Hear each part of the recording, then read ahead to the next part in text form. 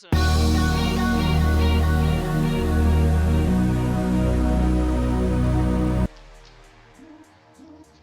Čau, tady Libor, dneska budeme točit.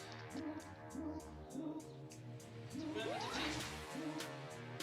Jo, nějaký debilní keci v parkouru si tam dáme. To se tak používá u nás jako nejvíc.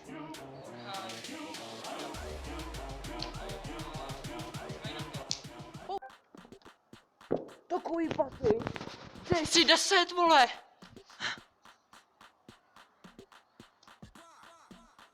To není možný, takový paty, ty vole. No. Tak dělej, hoď tam toho gainera. To nemám natrénovat. Tak tady máme fotbalové hřiště, tady se pořádají diskotéky.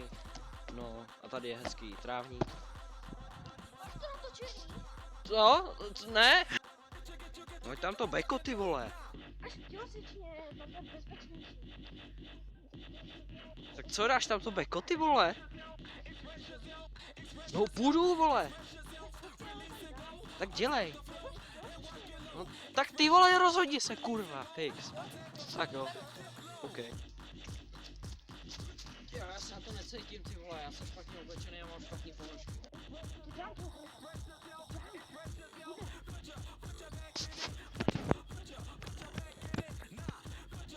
Jsi poho, ty vole?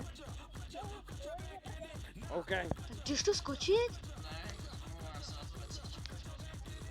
Ty vole, tak ti do prdele.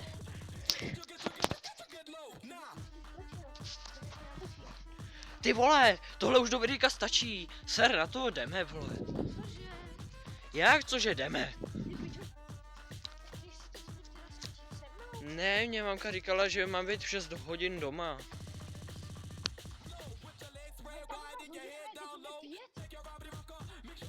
Aha.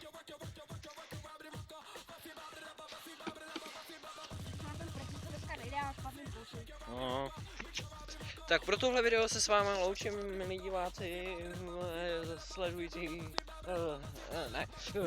Tak pro tohle video se loučím s váma, pokud se vám líbilo, dejte like, odběr, můžete dát i koment, když tam jsou disliky, nemám to moc rád, protože jsem měl teprve zatím jeden, takže,